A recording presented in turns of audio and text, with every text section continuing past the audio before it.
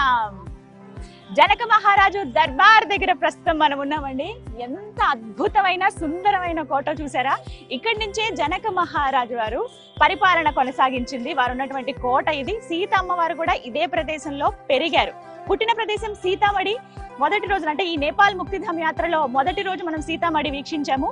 రెండవ రోజు మనం చూస్తున్నటువంటి ప్రదేశమే ఈ జానక్పూర్. అంటే జనక్పూర్ అని అంటారు.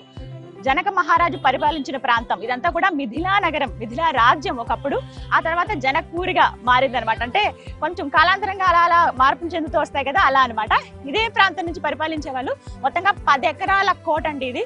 పూర్తిగా స్థలం అంతా కూడా 10 ఏకర్స్ ఉంటుంది. ఎంత సుందరంగా ఉంటుందంటే 4 వైపుల నుంచి మనం చూసినా కూడా చతురస్రాకారంలో నిర్మించారు.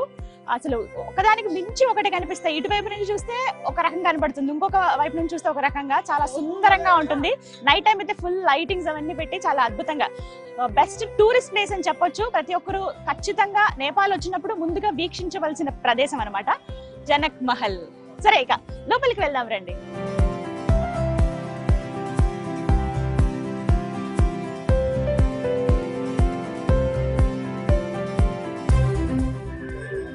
శ్రీ గణేశాయ నమః.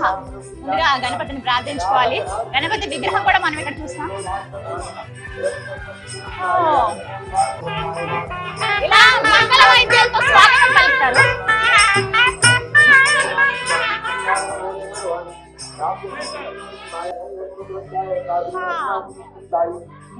పెద్ద కోట.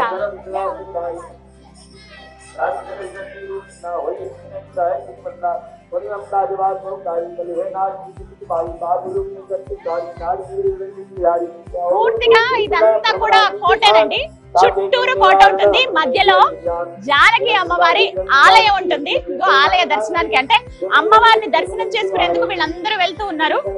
మనం కూడా ముందు వెళ్ళి దర్శనం చేసుకొచ్చి మిగతా విషయాలు మాట్లాడుకుందాం.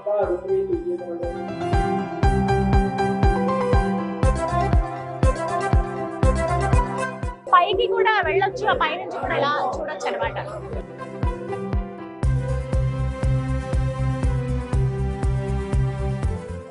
జై హనుమాన్.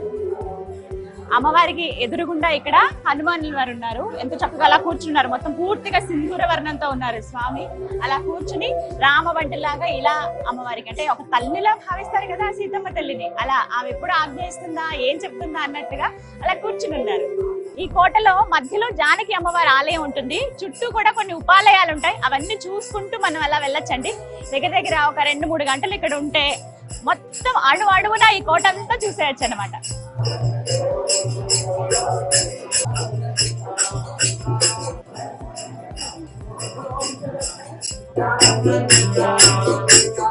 నేపాల్లో గండకీ నది ఉంటుందని అందరికీ తెలుసు కదా. ఆ నదిలో దొరికేటువంటి సాలగ్రామాలు కేవలం ఆ నదిలో మాత్రమే దొరుకుతాయి. మనం ఆ సాలగ్రామాలని విష్ణు స్వరూపంగా భావిస్తూ ఉంటాం.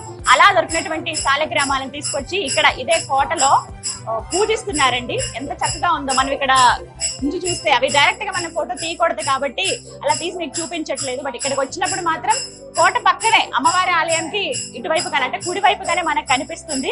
తప్పకుండా చూడండి. సాలగ్రామాలన్నీ ఒక దగ్గర పెట్టి పూజిస్తున్నారు. ఆదిశేషులాగా పైన స్వామి అలా ఉంటే మొత్తం సాలగ్రామాల రూపాలు చిన్న చిన్న నుంచి పెద్ద పెద్ద సాలగ్రామాల వరకు అవన్నీ విష్ణుమూర్తి రూపంగా భావిస్తూ కొలుస్తూ ఉన్నారనమాట ఇక్కడ.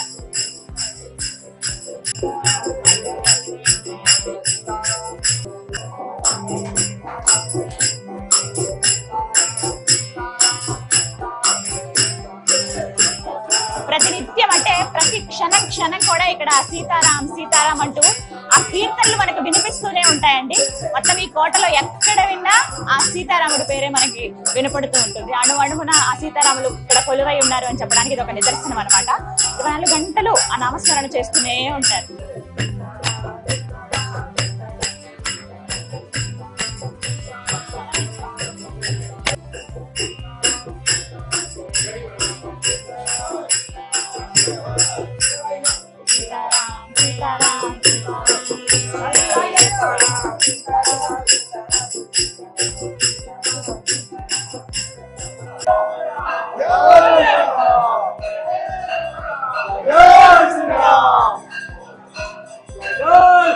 जय सीताराम।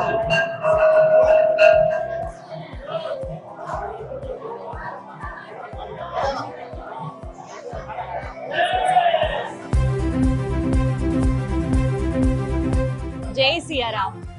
ఎంత బాగుందండి అసలు, చాలా హాయిగా ప్రశాంతంగా అనిపిస్తుంది. వచ్చినప్పుడు అంత హడావిడిగా వచ్చాను, కానీ ఒక్కసారి ఆ రాముల వారిని అమ్మవారిని చూడగానే మనసంతా ఏదో భారం తీసేసినట్టుగా హడావిడి టెన్షన్ అంతా లేకుండా ప్రశాంతత అనిపిస్తుంది.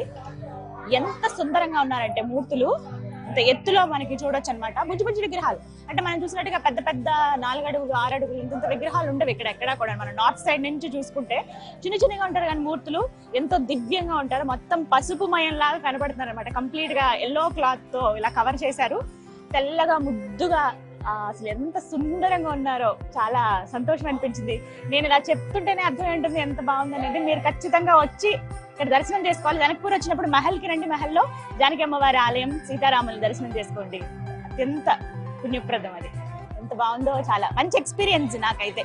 Shri Gayatri tours and travels వారు ఆర్గనైజ్ చేసినటువంటి హోల్ ఈ కార్యక్రమం అంతా కూడానండి. 2వ రోజు మనం చూసింది జనక్పూర్, అక్కడ మనకి జానకి అమ్మవారి పెరిగిన ప్రదేశం ఇదంతా కూడా. ఆవిడ పుట్టింది ఒక ప్లేస్ లో కదా, పెరిగిందంతా ఇక్కడే అనమాట.